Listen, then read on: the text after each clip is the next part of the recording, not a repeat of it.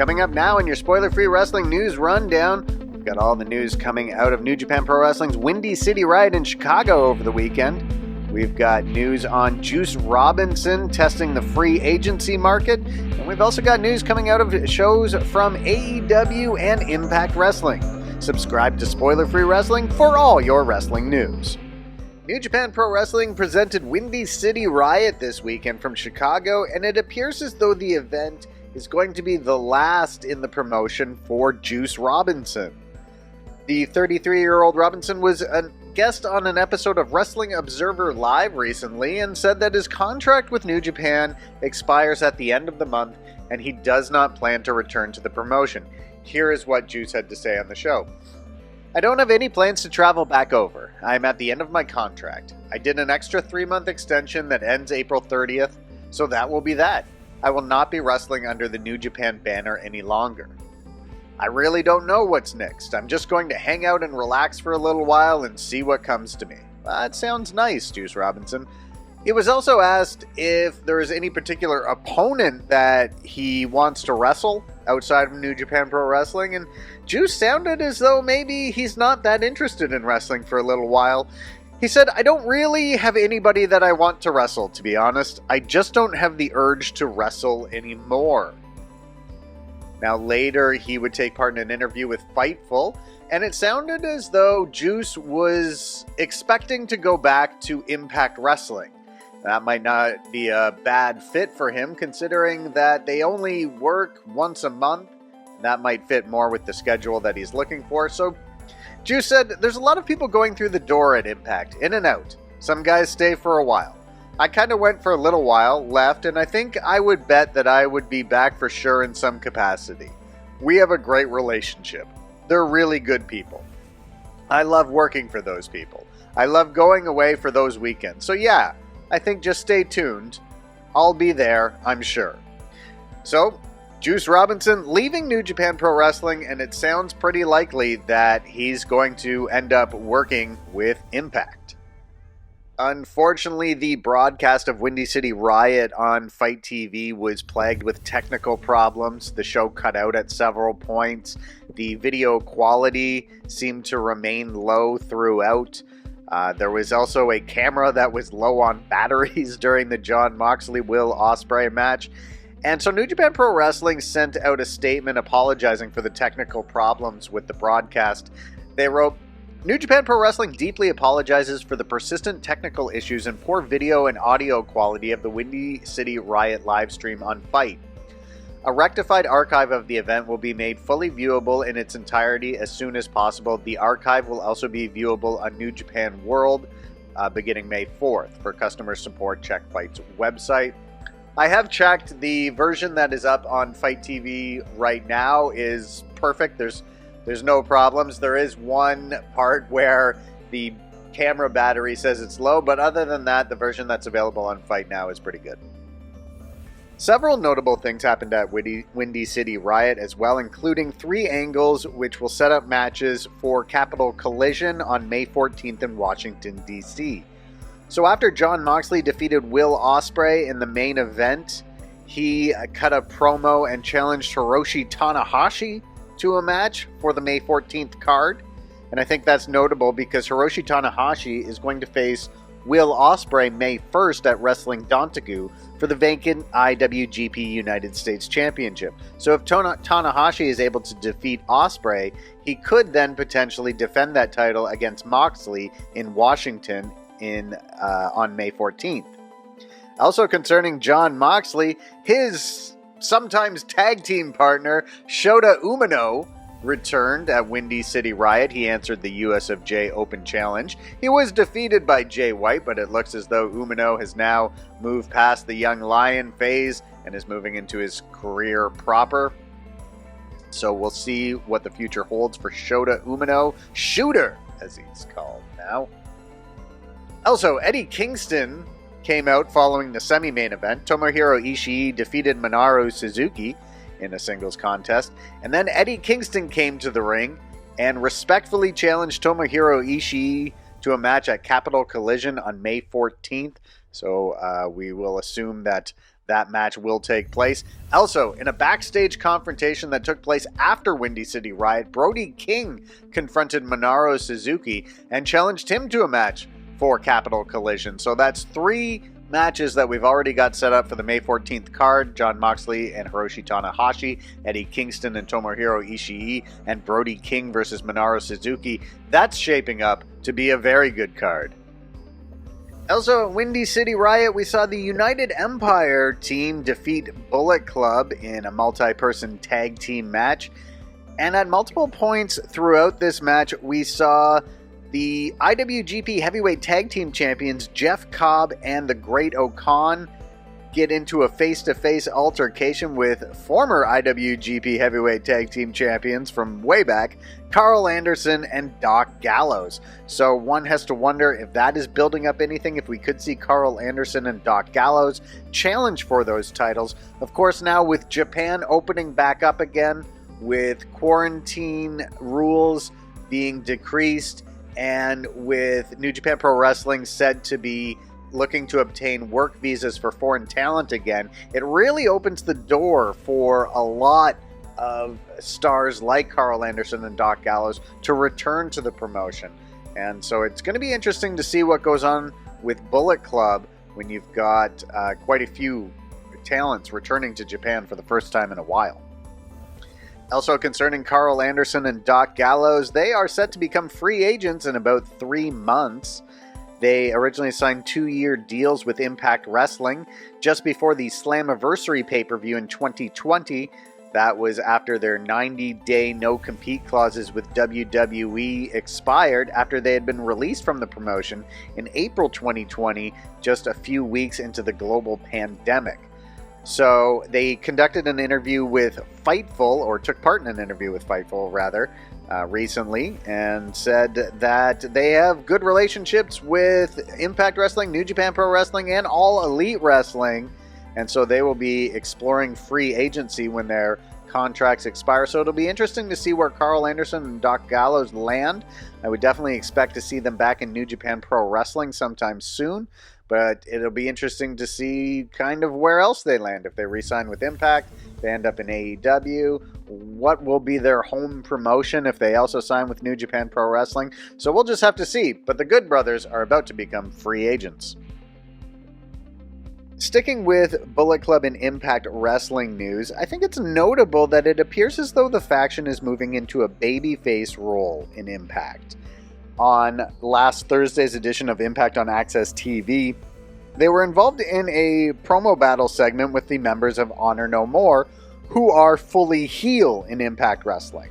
So, is Bullet Club now baby faces in Impact Wrestling? And then also at Windy City Riot, Bullet Club was on opposing sides with the United Empire, and you could make the argument, although it's not clear, but you could make the argument that Bullet Club were the baby faces in that match as well. I mean, they definitely wrestled while using some heelish techniques, some heelish tactics, but I wonder if we are moving into a scenario where Bullet Club are baby faces in the United States and Canada, but heels in Japan. And then could we possibly be moving into a scenario where the United Empire are baby faces in the UK and baby faces in Australia and baby faces in other places where some of their members are from, but then heels in Japan? I want to know what you have to say about this. Do you think Bullet Club are baby faces in the United States and Canada, but heels in Japan? Do you want to see that happen? Let me know in the comment section below. I'll be very interested in what you have to say about this. Unfortunately, there aren't really many updates regarding the condition of Shinjiro Ohtani.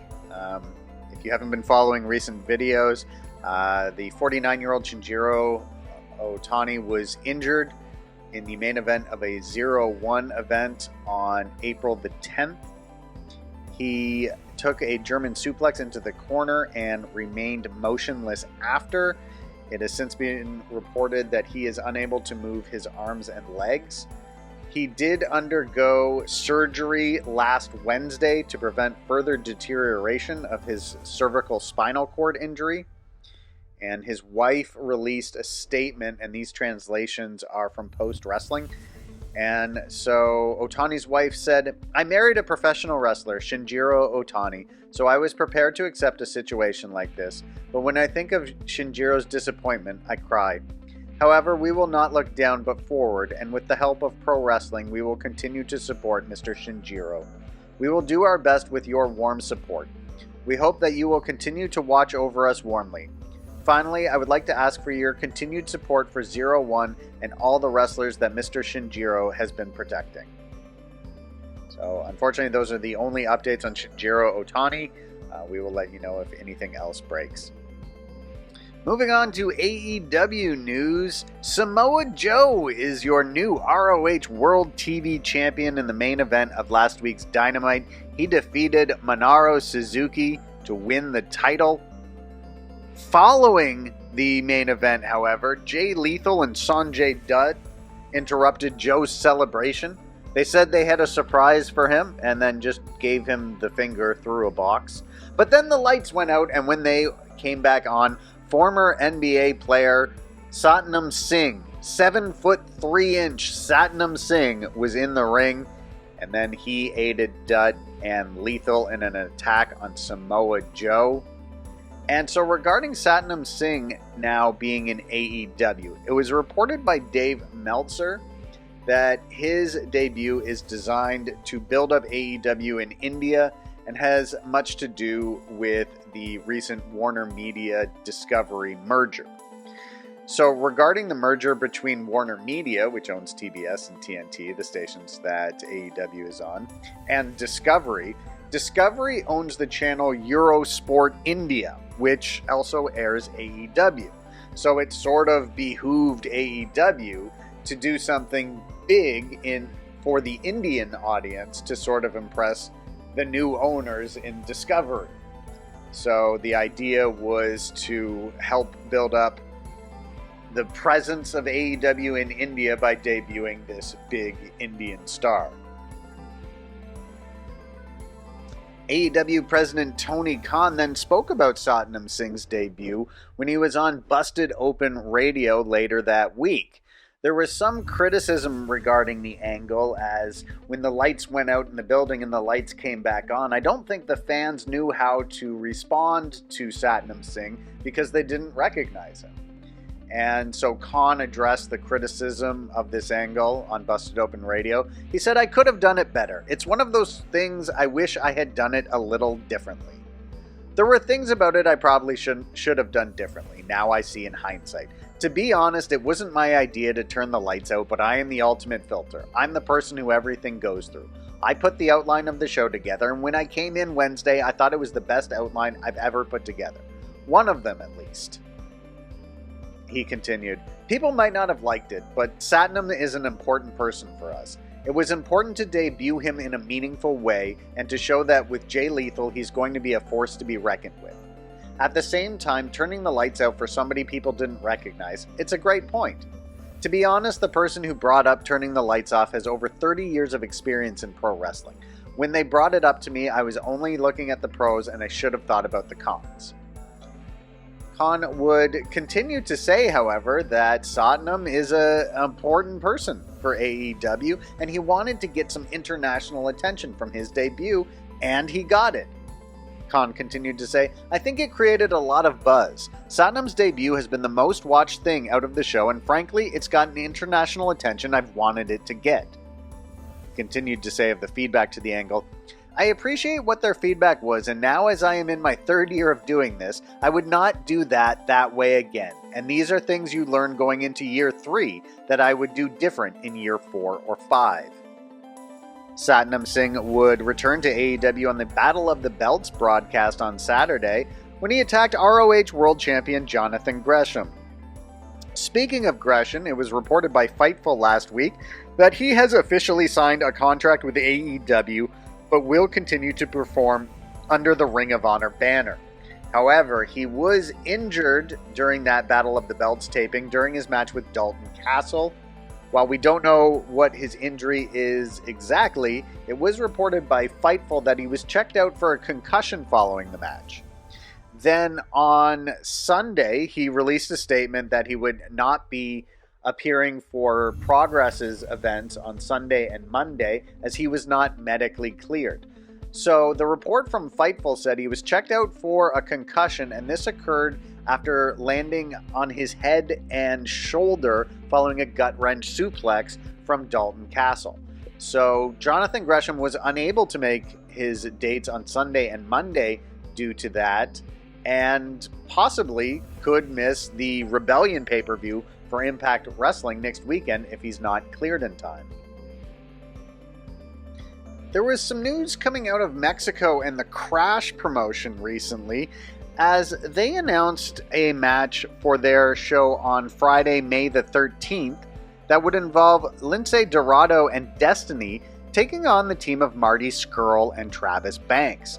Now, both Banks and Scurll had accusations levied against them as part of the Speaking Out movement and have not been competing outside of Mexico since that happened. Now, Lince Dorado, one of the wrestlers that was booked against the team of Scurll and Banks, released a statement saying that he, quote, "I have asked the Crash to remove me from the show or change my match for the May event. Nothing else needs to be said. It's my decision as I'm not influenced by anybody. They are working on it. Thank you, LD."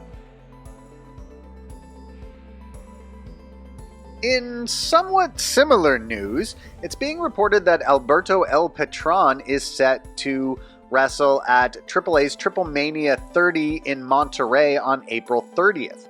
Fanbyte's Emily Pratt reported that El Patron is slated to be Laredo Kid's mystery partner in the three-way tag team match that will take place at the event. Of course, El Patron has worked infrequently over the last couple of years. He has had legal problems and at one point faced 4 counts of second-degree sexual assault and one count of aggravated kidnapping stemming from an arrest in May 2020, but the case was dismissed after a witness failed to appear in court. So we will see if Alberto El Patron makes his return to Triple A at Triple Mania 30 in Monterrey on April 30th. And there was some unfortunate news recently regarding the former Virgil, or Vincent in WCW. He announced recently that he suffered from 2 massive strokes recently and has been diagnosed as being in the early stages of dementia. He wrote on Twitter, "For starters, without me knowing, over the past few months the doctors had identified that I suffered 2 massive strokes. I didn't even have a clue till I started not working with one of my arms. It's basically not able to do anything. This was decent news. The worst news is that I have been told that I am fighting with an early stage of dementia. The years of taking the big main event bump every night that nobody else wanted to take had started to affect me. I'm nervous. I'm scared, and God knows I can't afford to get through this and even make a living. It's really sad, as all I want to do is have fun and do what I always do, survive." And so there are links on Virgil's Twitter. That's at The Real Virgil for places where fans can donate to him. And that's going to do it for this video, everyone. We'll be back with a new video on Wednesday. We will talk about New Japan Pro Wrestling's shows on Monday, Tuesday, and Wednesday. Don't forget to subscribe to Spoiler Free Wrestling for all your wrestling news.